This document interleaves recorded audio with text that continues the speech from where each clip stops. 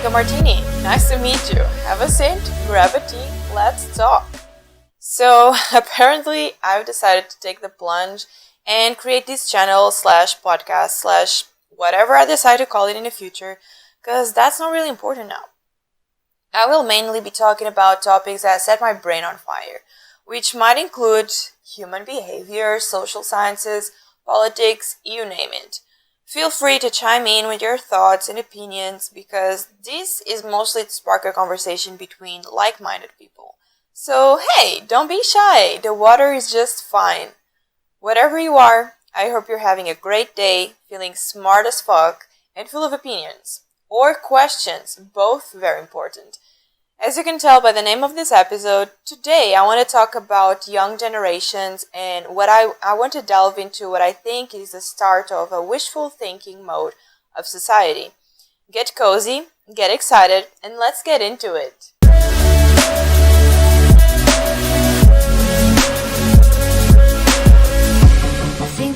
Part 1. Utopia.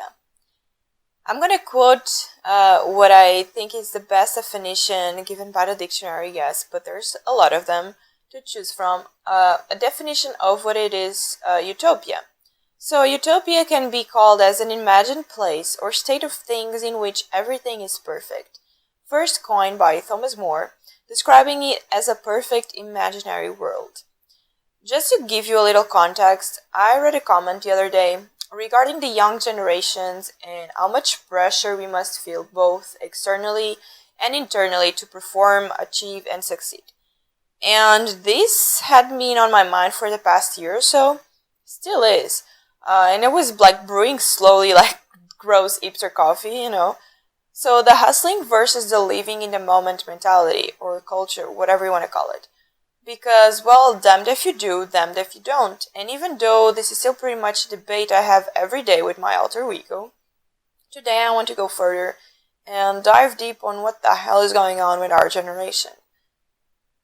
Well, you know, the lost Gen Zs and the soft millennials, ranging from the ages of 9 to 40 as of this current year, this would be 2021 as this is being recorded. These are people who have bigger exposure across all social media platforms.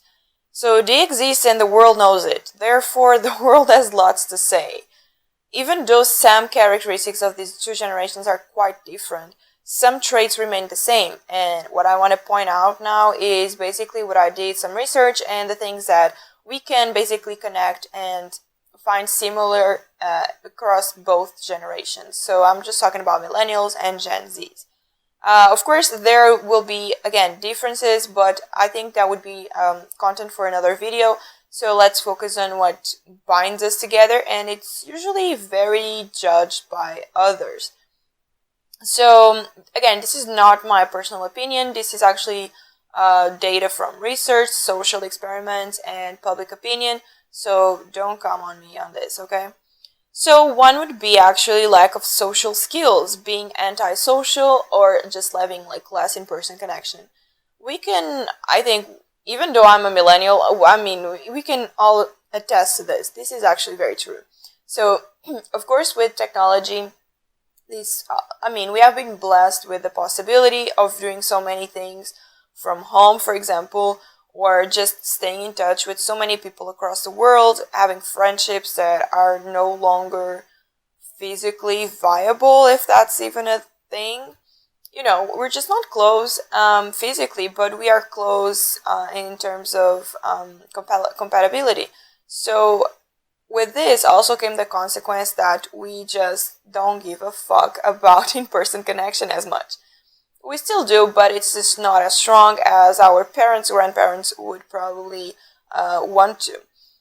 So this has been highly pointed and mentioned in very, very varied articles and posts, social media posts, news. Anyways, you got the gist. So number 2 would actually be higher education, lower number of dropouts, higher rate of high school graduations, and this is actually a win for us. So actually, according to 2020 data, and everything that I'll be mentioning will be linked below, or on the side, wherever the platform you're using to listen this to. But basically, with Gen Z actually scoring 57% of 18 to 21-year-olds that were in college, while millennials, back in the day, would have a percentage of 52. So this is actually very high, and according to studies and according to what we're just seeing now, this is actually expected to go up and up. So that's really good. However, then we have number 3, which would be lack of social mobility, financial status, and wealth.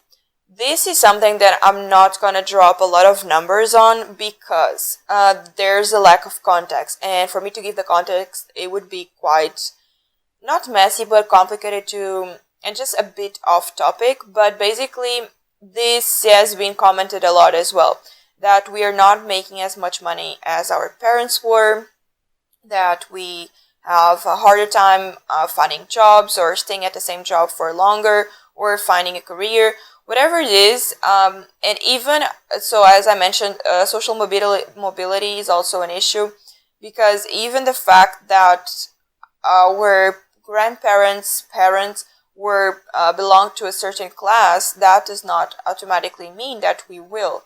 So nowadays we're facing this transition where even us, we don't know if it's gonna be guaranteed that we are at the same level, class and financially wise. However, this is not just because of us, our quirky personalities. It's not just because of that. So this has been acknowledged, and by experts, and this is also due to the financial market, to the global market, to the global economy, and basically the crisis that plural, that we've been facing over the past decade. So it's been on and off, but things are changing very rapidly, and even housing has been going up and up, generally speaking, across the board, across all countries. And of course, it's going to have impacts on salaries, on property, on how easily can you actually get a loan, etc. So again, these will need some context, but this is just another thing that connects us. Yay. Anyway, number 4 would be higher emotional intelligence and being more prone to being overwhelmed. This one is actually something that I thought of and that I was trying to confirm. And yeah, from my research, I would say I'm pretty correct on this. What do you think? This is actually very fascinating, because if you notice, a lot of us are now very accepting of therapy. We are very excited about talking feelings, and I'm not making fun. This is actually really good. What I'm saying is, I think it's funny because we are doing all of this inner work and development, self-development, because we want to be better than our parents, and talking about how we feel and what we really want, what's our passion. But then we are also the ones who are kind of like the victims of emotions. At least I speak for myself and my generation. I'll just speak for them. I think I'm right. We are very prone to being overwhelmed. So anxiety has been through the roof, and I'm not talking about myself here. I'm talking about numbers. So a lot of people report that they have anxiety, they have all sorts of problems, attention deficit, I don't know. You get what I'm trying to say. And we also are being judged because of this, and I think rightfully. Because it's one thing to, again, be in touch and aware of your emotions. It's a completely different thing when you let that completely overpower your rationale and just you cannot make decisions, or you just make rash decisions based off feelings. And feelings are not very good guidance, as you can probably tell by now. So this is actually very interesting. So we were trying to do this better job than everyone else, but we end up being very sensitive to these emotions and these emotional states. So that's another point for millennials and Gen Zs. Gen Zers, probably the right term. Then number 5, relationships, divorce, and marriage. Oh well, this one is a classic. Actually, I didn't bring the numbers for this one and the last ones because this would be a whole episode on this. But this is, again, I think is public opinion at this point, that everything has changed relationship-wise, family-wise. The fact that we don't want to get married anymore. We don't want to have kids, but then we do, but then it's outside of marriage. And I'm not saying this is wrong at all. I mean, I was one of those people as well. But it's just the fact that everything is so different from what we used to see from our grandparents and our parents. And it's just fascinating, to be honest. It's really interesting to observe it. But again, our value system has changed so much. And this directly affects the relationships. And of course, Gen Zers I think they're still going along with what we told them. And it's the thing of trying to do a better job. But at the same time, they're still finding their way. We're still finding our way. I'm still finding my way. Don't get me wrong. And so we're still trying to pinpoint what it is that we want from past generations and what we want to eliminate as well. So do we want to get married? What are the values? What's the system that we want to abide to? What do we want to follow? What are the rules? And what do I see in my parents, if they're married or divorced? What do I see in them that I want to take? That's important for me, but what it is that I completely I just don't want to follow that, So this would be another very important point. And then the final ones are very, very predictable as well. So number 6 would be social awareness, geopolitics, and global issues, and the need for meaning. So the need for purpose now that everything's globalized. What's an issue in Syria is an issue that we know about, that we research about, or at least we try to be very informed. And we kind of feel bad about them as well. So there's this line of compassion that we also have. And sometimes we extend so much the pain and grief that things become a bit unbearable. But again, I think this is a point for us because we are at least trying to be aware of what's going on and not just focus on what's, under our noses. So, yeah. Number 7, lack of faith, New Age spiritualism. So this one is fascinating. I will absolutely do an episode on this. Why or do we need faith anymore? Do we need religion? Do we need to change the way we use it? Do we completely change to science? Is faith still important for us? I'm not talking about previous generations because, once you are born in it, it's quite hard to just dismantle everything, and just assume that you don't need it anymore. And then you have number 8, selfishness, God complex versus worthlessness complex. This one, again, so interesting.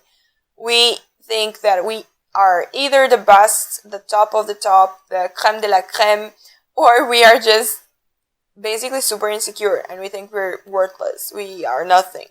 And we oscillate between these two extremes, and I think this is very indicative of our mental state, of how we see the world nowadays. Everything is black and white, pun intended, and everything's about extremes. And that's actually one of the biggest points that I want to mention today with this episode.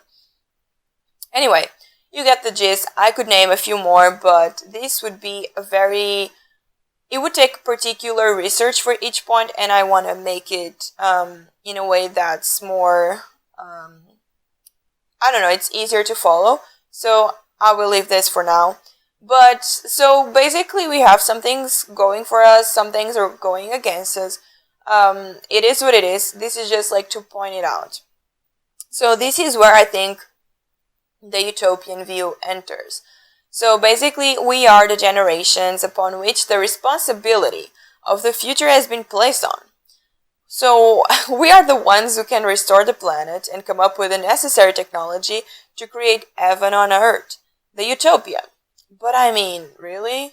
Because on one hand, we have to deal with the consequences of the actions of previous generations. Like, duh. Like, that's always what's been, and it's what's always going to happen. This is a cycle. It's a never-ending cycle. Whoever is going to be born today is going to have to deal with our fuck-ups and make the world better for the future generations. So, no, like, I'm not shaming anyone here. This is what it is, and it's just very normal. But on the other hand, we must solve the problems that are now crucial for the continuation of humanity on freaking Earth. Like, do you get what's happening? Like, we've been handed this card of, like, dumbass hero, where we're constantly being cheated on, but also are expected to solve the world's problems. Like, pick a lane, dude. So, with this, I'm not saying that we're the victims, like, at all. What happens is, there's a huge constant, like, social exposure that will only increase for future generations. So while we ourselves have to get our shit together and perform to bridge gaps that never existed before, so all of the things that I mentioned that are not so great about our generations, we also have to basically prepare the ground for whatever is about to come, and fix the issues that were left from past generations. In my opinion, this is where things get kind of icky. With all the global concerns and pressure to build our own empires, to learn from the moguls, find meaningful careers, develop a more, novel sense of faith, we fucking crash. We basically are not able to make decisions. And this leads me to part 2, wishful thinking. So, again, definition. What is wishful thinking? According to the dictionary, the wishful thinking is basically the imagining or discussing of a very unlikely future event or situation as if it were possible and might one day happen. Like social justice warriors march? I don't know. So we now claim that we want the education, the high-paying career, the status, the looks, the perfect partner that's not toxic and it's very in tune with their childhood trauma. Am I right? We want to traveling the world. We want the I'm an entrepreneur line. We want the eternal vacation lifestyle. We want validation, understanding, and love. But we don't, quote unquote, dream of labor. We want out of society, basically. We want instant results and noodles. We demand better, but argue that life is too short. I mean, I think we struggle with choosing our pain, basically. The pent-up pressure is so strong that we end up avoiding making a decision and sticking to it. The search for meaning has never been this prevalent, and yet we choke when faced with the chaos of having so many possibilities. It's the choosing our pain. We want to do everything at the same time, and we are kind of like pressured into it as well. Because we know there's so much information out there. We know that we have it so much better than everyone else before us. We know that if we really wanted, we could. Because we also know, because everything is so globalized, we have access to every success story that has ever existed.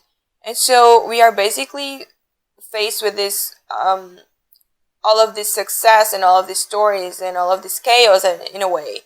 And if we do not make it as big or bigger than them, it's kind of like we failed. So this is obvious, okay? All of these things that I've just mentioned, this is pretty obvious, but it makes sense when considering like the current volatility of our world. And hopefully I just gave you like a train of thought that makes things a bit cleaner. Fingers crossed, guys. So, now when it comes to solutions, both for Gen Zs and Millennials, again, Gen Zers maybe, I don't know, and society in general.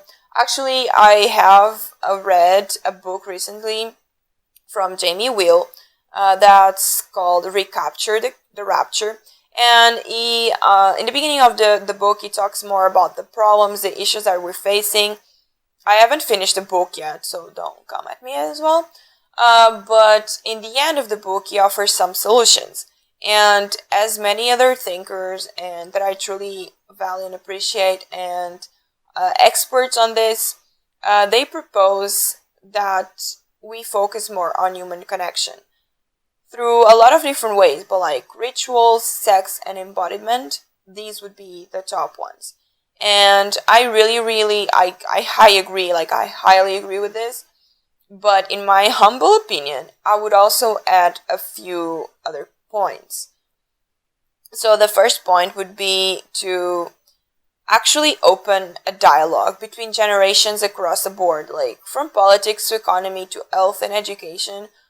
I think our generation has this flaw of we either like accept or we either like someone or something or an idea and we fully embrace it and we fully like adore the hell out of the idea.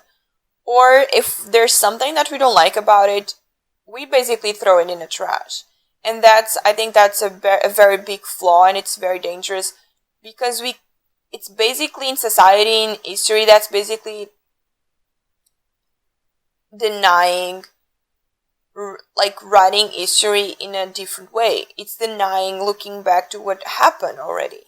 It's denying all of the mistakes that have been done because we are basically trying our own version of it and we're going to make the same mistakes. So what I think should be happening is an open dialogue with previous generations where you can actually set things straight and just say, this is what actually worked for you. This is what you guys brought to the world and was really helpful. How can we actually implement the same things? And these are the ones that you kind of fucked it up. Like, I don't want to do that anymore.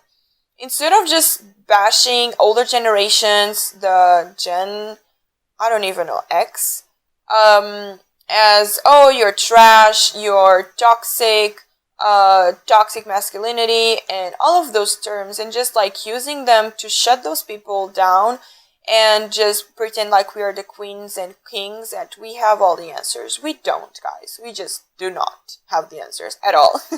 But we are very good at coming up with new ideas, new approaches, new perspectives. So why not join forces?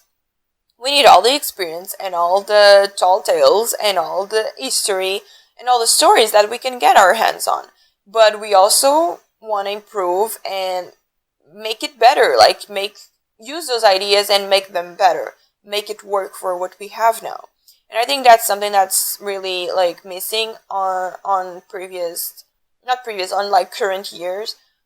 I think we're struggling with that a lot. And then point 2 would be to separate yourself from your opinions. As I mentioned in the beginning, I hope you're full of opinions, but most of all, questions. And what I mean by this is, it is really good to have an opinion on something.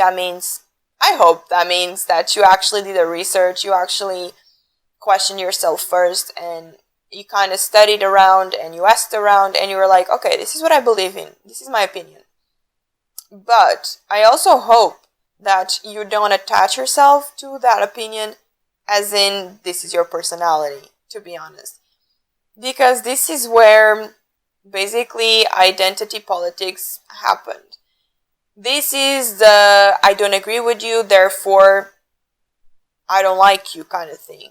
I don't agree with you, therefore I do not respect you. I do not see you as an equal. And that's very dangerous, because if we extend this to the whole society, if we extend this across the boards, the borders, I mean, to all of the other countries, like, my dudes, we'll never agree on all of the things that exist with our relationships, with our friendships. There's just never gonna happen. There's never gonna be one day where the person that you love the most above all else is gonna completely agree on you, with you on everything. That's not gonna happen. So we need to accept that friendships do not have to end because of different political views. Just like political relationships between countries should not end because there's like an hiccup or a disagreement or a different view on Okay, on like small things. If there's a different view on like human rights, that's obviously gonna be an issue. But you get what I'm saying. Like, we need to, again, choose our pain. We need to decide what's the battle that's really worth fighting. And again, stay open enough to change your mind. Because again, your opinion is not you. That's not your personality. That's not your value. That's not your worth. So if you stay open enough to learn from someone else, to learn from what you read, to keep learning about that subject, that topic, that's how you grow as a person, as a human, as a partner, as a friend, as a daughter, son, whatever. And you need to keep doing that work. It's not just like, oh, I have an opinion about this now and I shall die with that opinion. And whoever crosses my path that does not agree, that person just doesn't value me, doesn't like me. And I'm like, that's not it. Again, it's the black and white thinking that I think it's becoming like it's a very slippery slope. But anyways, I think you got the point of what I'm trying to say. So maybe this is just me being naive, okay? Maybe I think that this is kind of possible to implement. I think this is quite feasible. But I don't know. Let me know in the comments. Let me know if this is something that might make sense and you think it's possible to implement with our generations. But anyways, this was the first episode. I really enjoyed doing the research for this one. The next ones will be a bit longer, a bit more like in depth. At least I'm trying to get all the information together. But let me know if you ever thought about this, if you think this is like an utopia, or you think this is actually something that will happen, the perfect world. And if you think that this is wishful thinking or a reaction on the right path. Do you think that it is possible for us to actually do this? Anyways, I hope you've enjoyed coming along on this journey of thought with me, and I'm really eager for what's to come for the next episodes. I hope you are too. As always, please support this channel, this podcast, this episode, wherever you're tuning in from, and leave me your thoughts, your opinions, any suggestion for next episodes. I would be very grateful for that. And I'll be back with more. Until then, think for yourselves, guys.